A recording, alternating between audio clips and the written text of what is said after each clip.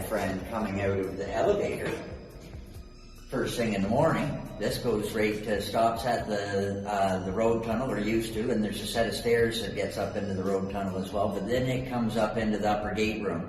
So the elevator's got the 3 stops on it, right? My friend comes out here, hip waders are standing there, distended, apart from one another, and appear as though they have legs in them. Well, if they weren't full of a bunch of wood and plastic and bags here right now, there's no way that you get a set of hip waders to stand up on their own. They just fall over, right? Well, I filled them up like that to do a little reenactment for the shoot. But when my buddy came out of the elevator here, and it's first thing in the morning, he's like, ugh, ugh, and then he goes, ugh, kicks him off to the side, and it's like, he's like, what the heck? What does it feel like to you in here? Just feels normal, actually. I'm just kind of excited to be here. I don't feel. Are you like a ghost person? There is more about this world that we don't know than what we do know. I wholeheartedly agree with that, and I do believe in ghosts because, well, they exist. There's no doubt in my mind, and I hope that they move on and find happiness at the next plane or level, whatever happens. But I will tell you that through the particular paranormal investigator, I'm not sure if I should have used his name from London, Ontario, but he'd been here and all the rest of it, and that's where I got a bunch of my information, because obviously I'm not able to communicate or otherwise, but he told me specifically that this light was bothering one of the residents, and so it was hardwired in, and it stayed on 24/7. And he said to me, through the paranormal investigator, that he would like me to put a switch on this light so that it could be turned off at night because it was bothersome.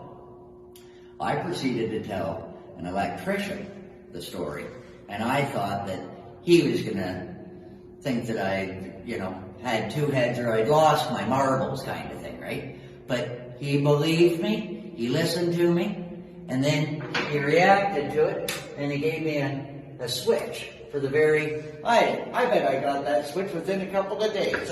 It was pretty impressive that how quickly it happened, but now I shut it off at night when I'm going home because that was one of the requests.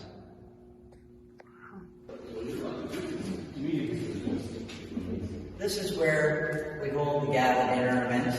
Yeah, under the lock. Under the lock dining. Now the main dinner, the main courses are all served down underneath the chamber. But this is where we have dessert and a little parting gifts. You can see the calcium coming out of the ceilings. I will turn the lights on for you. But you've got the calcium from the construction of it. And it turns into, on the ceiling, the icicles are stalactite, and the bumps on the floors here are stalagmite.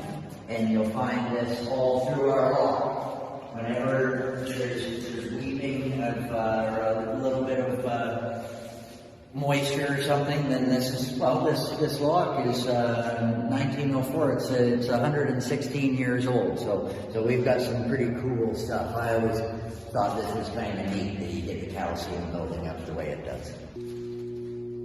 Why is it doing that? It's because it's being agitated. Oh no. That stops. Bad vibes. Why was it flowing?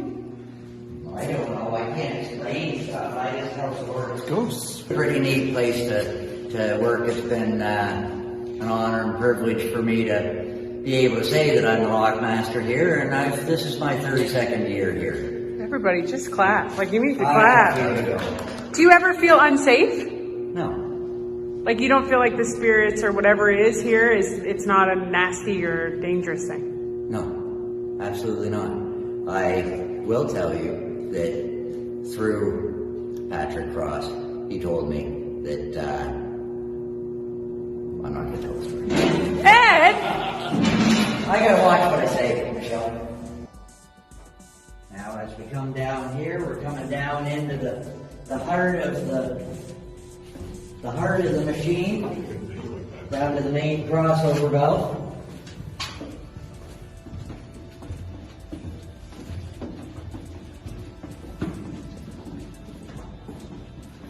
And I'm going to let you guys see underneath one of the chambers, just so that you see what this looks like underneath here. It's kind of interesting. Again, watch your step. Things are slippery, a little bit slimy, just from the water all the time, right? That reminds me of my first date. It's like going down the Boone Street. The commentary. This is a lot prior to it. Is this chamber empty? It's empty, but it's the same thing. Like in the middle of the summer, we were having the gala dinner events. We couldn't this year because of COVID, but this is always like this down here. Oh, okay. Even if the chambers are full of water and what. It's the heart of the machine. This is the crossover room. Now, one last little thing that I will tell you, that there's a fellow that he's here. And I always, because I was told to, by the paranormal investigator that I've previously mentioned, that what I was supposed to do, because I was losing tools. You had to go get your 9/16 wrench, and you were sitting down there, and where did it go? Well, it was on the floor, and now it's not. Well, I said, I lose stuff down here, and it bothers me. I'm wondering what the heck. And so the investigator told me to say hello and goodbye and acknowledge this fella's presence. He told me what his name is and how long he's been here and everything that he's wearing. But I'll just have you guys say hello and goodbye when we're leaving, just because ever since I started doing that, nothing's gone missing since. Do we get his first name? Or initials?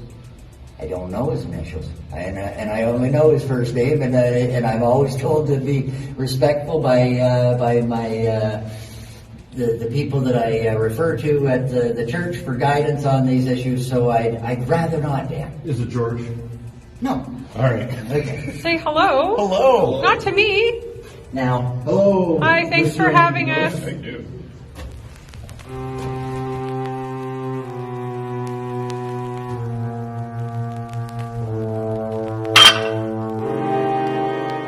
What just happened? It was a resounding bang came out of the crossover valve here, and you must have done it. I didn't do it. I don't believe you. I didn't do it. I was standing on the other side. Yeah. I